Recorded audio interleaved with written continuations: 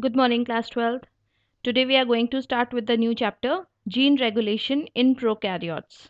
Till now, you know much about gene. You know what is a gene made up of, what is the sequence of how the gene is formed in prokaryotes and eukaryotes.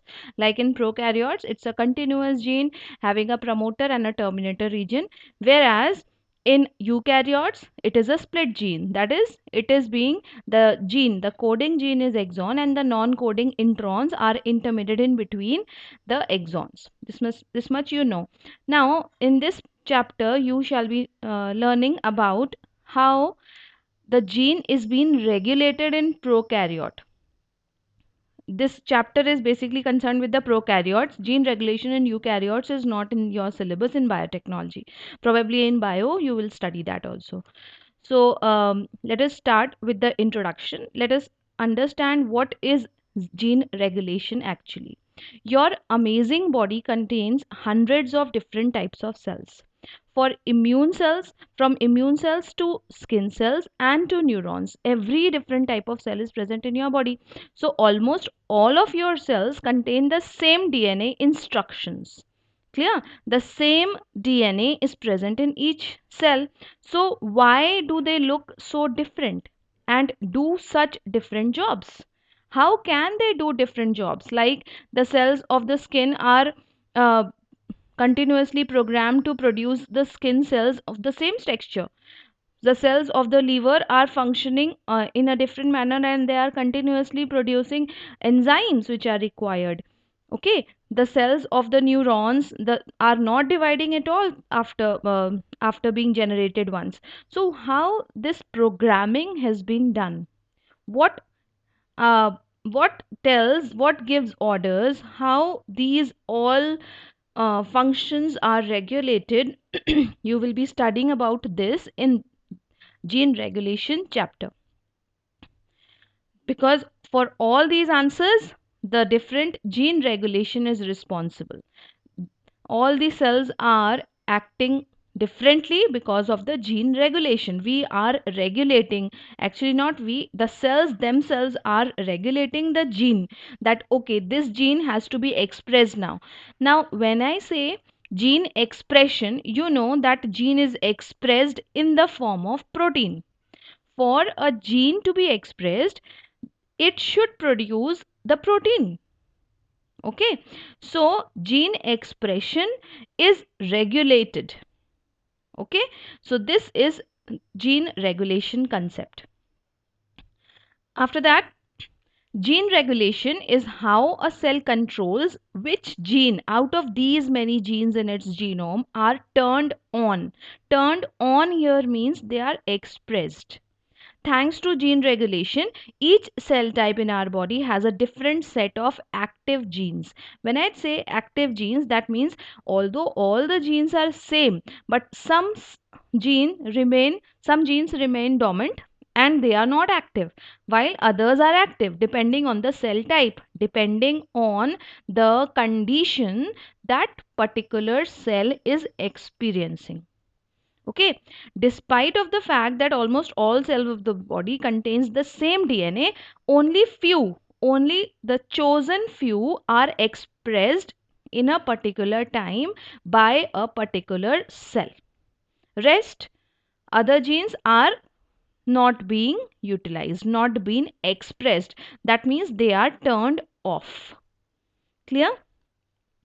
These different patterns of gene expression cause your various cell types to have different set of proteins, making each cell type uniquely specialized to do its job.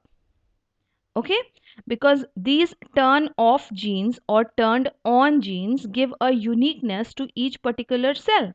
A cell will be expressing only the genes which are turned on.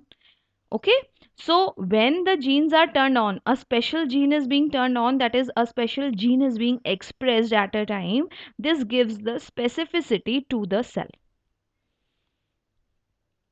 Then how do cells decide which genes to turn on? The next big question is, who decides? If I tell you cell decides, then what makes the cell to decide that okay, now this at this particular time gene A should be expressed, and this particular time gene B should not be expressed, it should be switched off? What decides? Let us discuss on that. Two different cell types of the same type, two different cells of the same type may also have different gene expression patterns depending on their environment and internal state. Just like, just compare it with yourself. Two friends are there, you and your friend, both are under the same condition, same external state, same environment. Okay, like two students are sitting in the library. One is, both are studying, but both are having the same environment given, but internal state, if we talk about, if we don't talk about environment given to both the students sitting in a library is same, but one child is having certain issues going on at home, and certainly some things are going on simultaneously in the background of his mind, and the other child is free from all those such kind of tensions and will be concentrating more on the reading of the book. So there will be a state of difference in the internal state of these two children, due to which their knowledge gain from same book will be different. Same thing happens with the cells also. Two cells will act differently depending on the environment they are experiencing and the internal state. There, see, every cell has a altogether different metabolism going on inside. Maybe any cell have, one cell has ribosome not working properly, or one cell is having messenger RNA not moving to the ribosome at a particular time. So their internal state will be changed and a particular protein will not be formed, or one protein is to be formed in a chain and they have missed the cycle. So the next protein will be formed. So this all depends on the internal and environmental factor which are being experienced by the cell. We can say that a cell's gene expression pattern is determined by both from inside and outside the cell. Okay, environment is from outside and internal state is from inside. So both these factors govern which gene will be turned on and which gene will be turned off. I think this much should be clear to everyone. Now coming on to the examples. Examples of information from inside the cell. What are the changes which are bringing about a change in the gene regulation from inside the cells? That means the proteins, examples can be the proteins it inherited from its mother cell.